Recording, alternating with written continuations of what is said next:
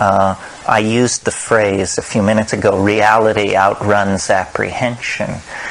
This is actually a phrase from Moby Dick, not the part of Moby Dick that I will probably end up reading to you tonight. But what I thought would be interesting to talk about, basically because of its intrinsic interest and its recent intensification, is sort of the question, what is reality, number one, and then what's so great about it? And why bother? Yeah, why bother? I mean, we really have a bee in our bonnet about reality. When you get out of touch with it, this is considered not a good thing. Reality is the unmoving reference point in a universe of flux to which we are always supposed to go back and re-reference ourselves. And it's a funny concept. First of all, it is a concept. It's not an object with its own interior ontos. In other words, it doesn't have being outside of the culture's assumptions about it. This is the first big news about reality. The reality of the Witoto is a completely different reality from the West European or the Canadian. And yet the reality is, we assume that there is a kind of bedrock, and we call that reality, then everything is referenced back toward that. Well, I wanted to talk about it tonight because it's an incredibly slippery concept. I mean, I would say getting your hands on reality is about as likely as getting your hands on true love. You know, you're always going toward it or looking back at it, but you rarely have it in front of you in the moment. And yet the moment is where we spend most of our time. So we're kind of run ragged by the nostalgia for something we never knew, is what it almost comes down to. So, first of all, whenever we want to talk about something seriously and profoundly, we have recourse to science. However, reality is a term that, if it's used at all, it's used in philosophy, in ontology and epistemology. It is not a concept that you hear very often on the lips of scientists. Well, why is this? Well, it's because science, which is the enterprise which seeks to carry out a complete investigation of reality, has quickly satisfied itself that the beast can't be caged. It's very hard to actually come up with something concrete. And that's an interesting notion that any discussion of reality will tend to come back to. It wasn't until the 1930s that Alfred North Whitehead, in his book Process and Reality, created the great phrase that has now entered the language, the fallacy of misplaced concreteness. You've all probably heard this phrase, or maybe you haven't heard this phrase. But anyway, the fallacy of misplaced concreteness is the belief that there is something somewhere which is real, which can be depended upon, which everything else can be referenced back to. And as long as you are victim of this fallacy, you are philosophically naive and probably not at ease psychologically. Because, you know, it's like, as I said, nostalgia for something you never knew. The way science's method, which worked very well for the first 450 years, and by science, I don't mean science going back to the Greeks. I mean science since the Renaissance. Mathematically based Cartesian materialism is basically my notion of science. its method is what's called reductionism. This is the theory that if you want to understand something, an atom, a plant, a society, a geological formation, what you do is you take it apart. You deconstruct it. You dismantle it and catalog its parts, and then define their relationships to each other. And then somehow when you recombine all these maps of this deconstructed object, you then somehow possess it. And this worked very well up until well into the 20th century, because it was assumed that matter, which was taken to be somehow a primary constituent of reality, that matter was made out of tiny billiard balls that were called Hamiltonian atoms, and that these distinct and concrete billiard balls could be located absolutely in time and space, and their relationships to each other defined as charge, force, momentum, spin, so forth and so on, and that out of these primary qualities, adhering to these elementary particles, notice these words primary, elementary, that are telling us we're getting close to bedrock, out of this you could reconstruct the world. The problem is, and I won't bore you with this because so many people have, quantum physics showed that these hard little billiard balls were the most tragic example of the fallacy of misplaced concreteness. They don't exist. There isn't such a thing. When you go down and down and down, suddenly everything becomes paradoxical. Ordinary logic no longer applies. And without beating a dead horse, I would remind you that quantum physics, quantum electrodynamics, which is always held up as the greatest intellectual edifice ever constructed by the mind of man, is a complete mess in terms of the aesthetic of its logics, because it requires two logics operating simultaneously. You have what is called ordinary logic, the logic that we as animals intuitively gravitate toward, logic which says things such as, if it is A, then it is not B, if it is now, then it is not then, if it is after, then it is not before. This is kind of logic that assumes concrete objects in a linear time stream. But quantum physics then, to solve the problems it sets itself, it requires another kind of logic, an extremely exotic logic called Boolean algebra. And so what you get when you look at a quantum mechanical explanation of nature is you get what are called aisles of Boole embedded in ordinary mathematical logic. So there are actually transition zones, very distinct transition zones, where you simply switch logics in midstream, literally in midstream, in order to solve the problem. Well, this then gives you a nice set of numbers in an experimental situation where you're trying to calculate the charge of the electron or the displacement value of particles or something like that.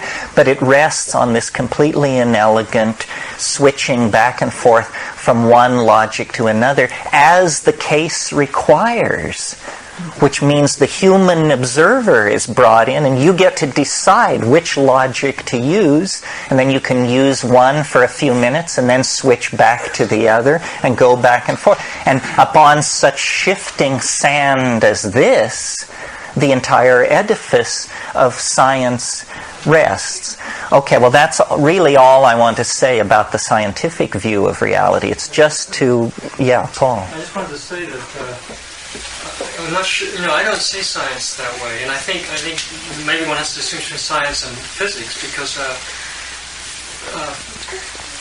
in the 19th century there were many physicists who realized and argued against the possibility of a mechanistic universe. and quantum mechanics was the final death toll of that point of view, but it was argued for 100 years and maybe 300 years before that mechanism can't exist, the reality doesn't exist. You mean, are you thinking of vitalism?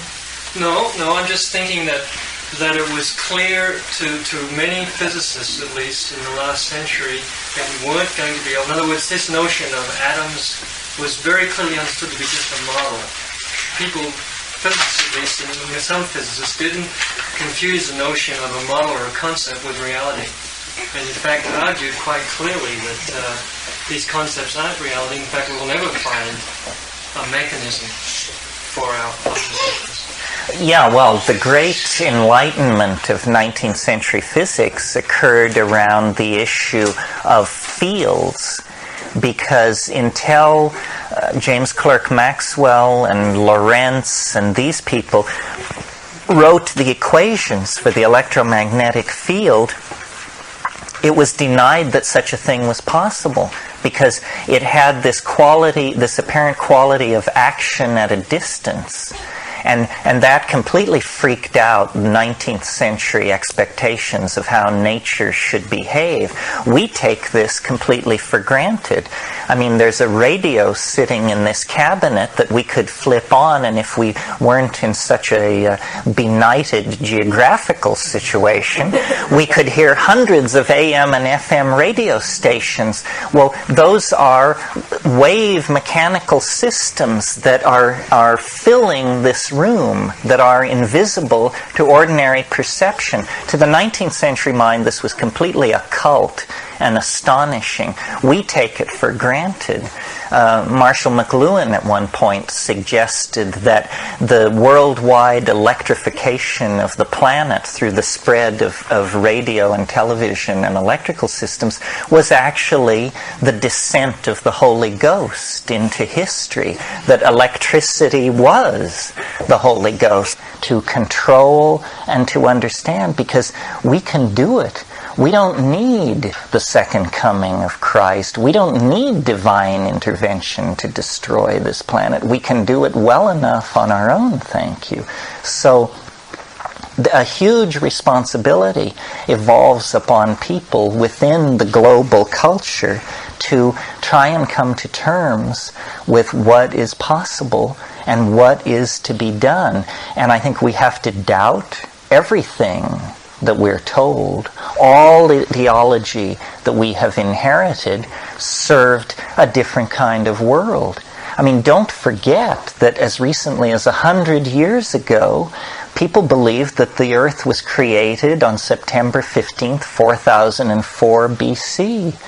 I mean, the steam engine was the most powerful form of technology that existed. In the last 100 years, we have gone more than half of the distance that we've traveled in the last 50,000 years. And you can actually begin to see the outlines of what it's all about. As caretakers of the earth, as caretakers of intelligence, because this is all the intelligence that we know of, we must, in fact, come to terms with what is being asked of us. What is it that we are supposed to be doing? How can we rationally order our societies to maximize the values that we inherently and intrinsically feel to be worth saving? You mean why? Causes to create culture. Why did we fall into history? Why did we create culture? What were we afraid of? What were we afraid of? What were we afraid of? I've been reading Camille Paglia, and she says it's that. You rascal. Oh. Well, you know what she says. Oh, I know what she says, yes. So the chaos, the underworld, that quality, the violence of nature, the disorder. Well, I think what happened, and you've all heard me talk about it in operational terms, that we were as embedded in nature as the fox and the leafcutter ant and the polar bear until 100,000 years ago, or something like that. And then this ability to signify, it has something to do with our relationship to shamanism and psychedelic drugs. You see, when you look at primates of all types, going clear back to squirrel monkeys, you always get male dominance. Male dominance was not invented in the Middle East 3,000 years ago. Squirrel monkeys have alpha male primates, and anthropoid apes. All of the primates have this problem. But I really believe that we temporarily overcame it. About from, let's say, 25,000 years ago to 10,000 years ago, we temporarily overcame the tendency for male dominance to occur as a natural part of our being social animals. And this happened because shamanism evolved as an institution which relied on psychoactive plants to dissolve the male ego. And it's not only, I mean, we don't have to call it the male ego, that just polarizes and genderizes the thing. It's the ego. The ego is this strange transference of loyalty from the group to the self, the individual body. And then we call that the self. The reason this, so that psychedelic shamanism, specifically the use of psilocybin on the plains of Africa, was like a chemical inoculation against the formation of ego. And under the influence of psychedelic compounds, we evolved language and social roles and rudimentary agriculture, nomadism, all of these things. But then the psychedelic substances which made this possible began to become less and less available. This is simply because of climatic change in Africa. You see, the Sahara, what is now the Sahara Desert, was a veldt of grassland throughout prehistory. As late as Roman times, the Roman historian Pliny referred to North Africa as the breadbasket of Rome. It means that climatologically it was entirely different. And in that African theater, we emerged out of animal organization and into a world of language, cognition, ritual, ceremony, so forth and so on. And it was a style of psychedelic shamanism complexed with an orgiastic religious style. Now, the reason this is important, this orgiastic style, is because it makes it impossible to trace lines, lines of male paternity. Women know who their children are because they see their children come out of their bodies. But men couldn't know that. And so all values were group values. The tribe was as identified with true being as we now identify our ego. So people were altruistic, not in any holier-than-thou or pietistic way. It's just simply how they were, in the same way that the members of an anthill are altruistic. I mean, ants don't flee from a problem because they're trying to save their own necks. They hurl themselves at the problem until it is solved, because conservation of the group values is the most important thing. Well, when... But wait, so why instead of being a male society, why then couldn't this be passed on by the female? I mean, the female knows who her offspring is. Why? But the female has built into her physiology a boundary-dissolving experience in the form of the birth experience. And in these African tribal societies, it didn't happen once or twice in a woman's life. It happened a dozen or 20 times. So women, by virtue of giving birth, and by virtue of this experience of seeing another person come out of their body, can never get so firmly embedded this notion of their inviolate and unique self. So it's just biologically scripted into femaleness that several times in your life you're going to be melted down into this situation, and it's a very deep imprinting. In the absence of psychedelic plants or drugs, a male can go from birth to the grave and never have this experience. And millions of people do that. And millions of people go from the birth to the grave without ever discovering the relativistic nature of the ego. They entirely identify it with the self, when in fact it isn't that at all. Now the mystery in all of this is the fact that it's kind of reductionist to say that taking these psychedelic plants dissolves the ego, because there has to be something then which rushes into this now empty space where the ego previously held sway. What rushes in to that liberated space is what I call the Gaian mind, that there is actually a hyper-intelligent being on this planet, or in this planet. It perhaps is this planet, but it is sentient. It thinks. It can communicate. We are like atoms inside the body, or cells inside the body of this enormous organism, which is the cause of our religious obsessing. The reason we're always running around looking for God Almighty is because we evolved on a planet inhabited by a super intelligence that we have lost contact with. And so we deny its intelligence. We, at this point, even deny its vitality. I mean, the Judeo-Christian shtick is that nature is to be at the service of man.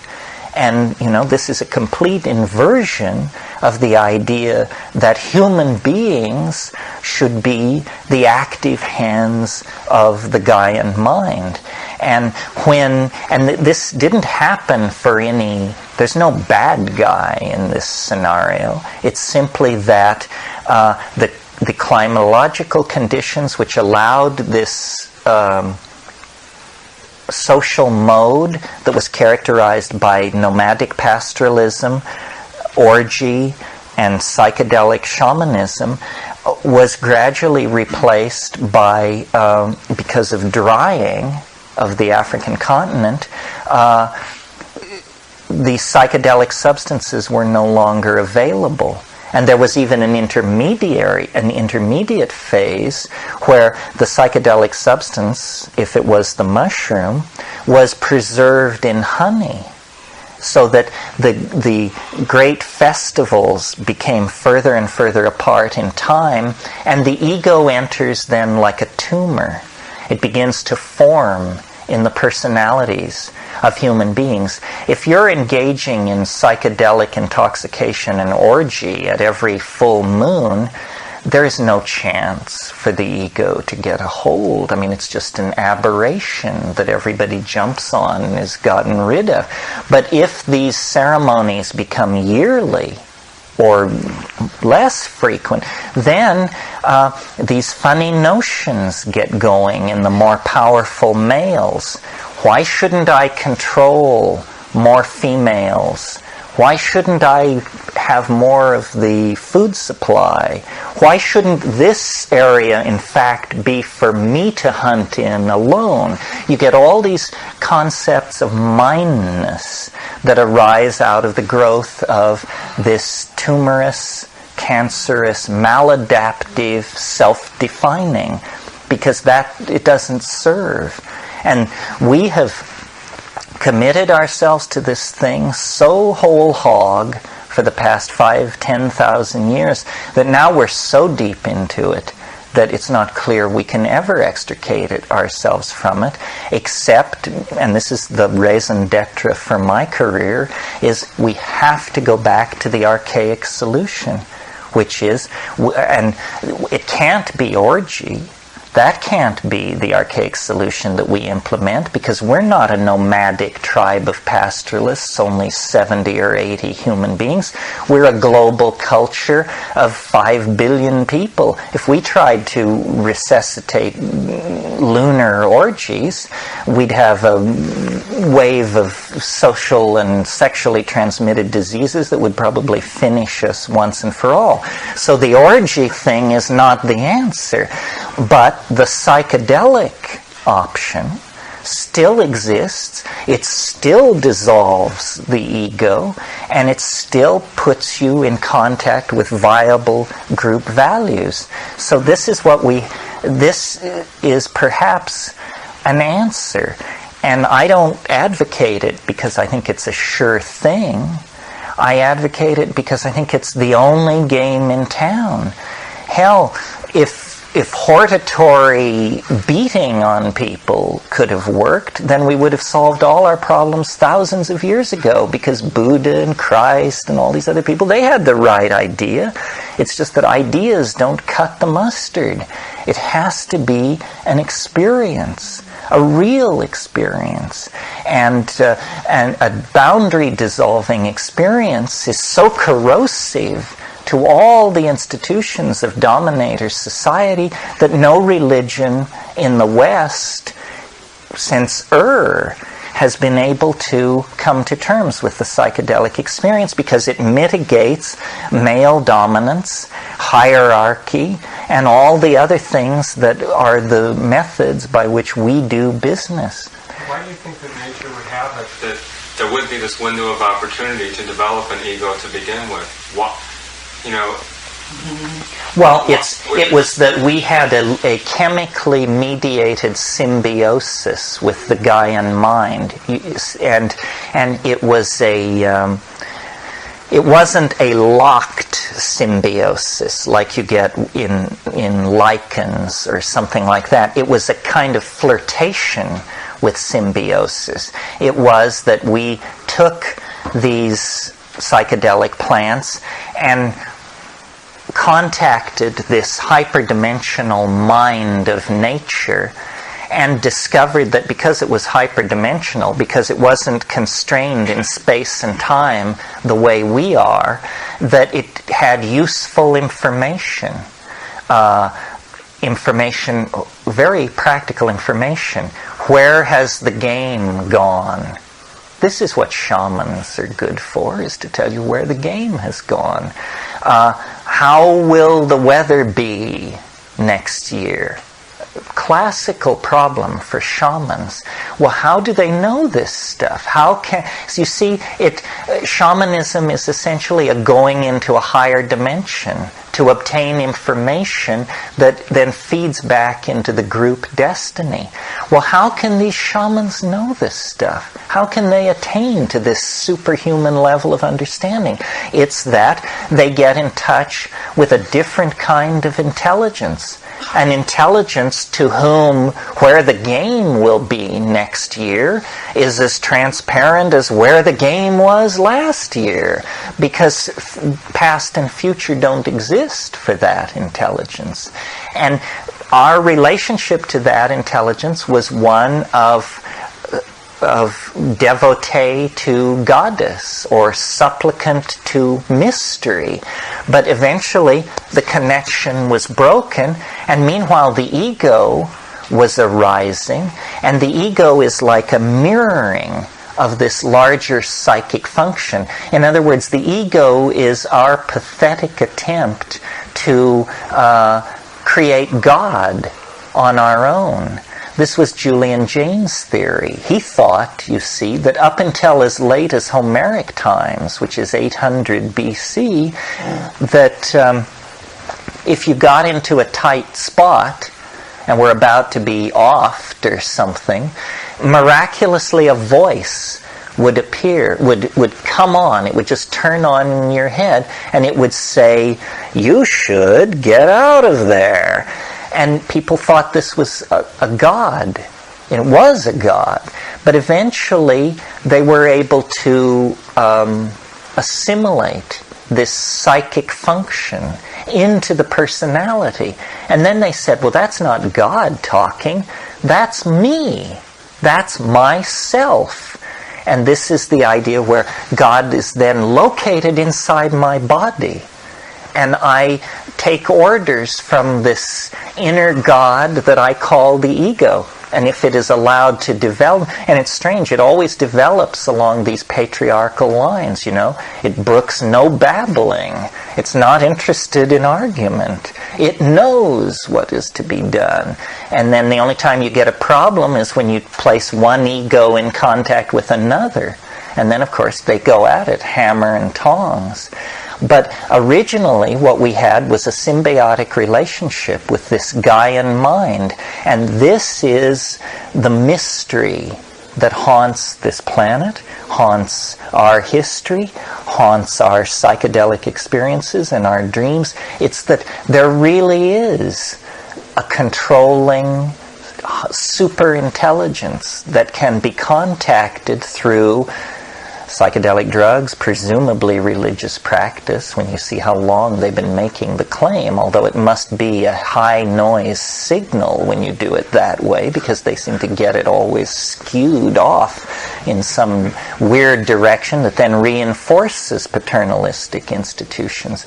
But this is what all this goddess talk is about, is either we are becoming more sensitive to the presence of the Gaian mind, or the Gaian mind, under pressure of the approaching apocalyptic crisis, is beginning to raise its voice louder and louder and louder. So that now, you know, when you go into nature loaded, every rock, every tree, every stream is saying, awaken, awaken, come to focus.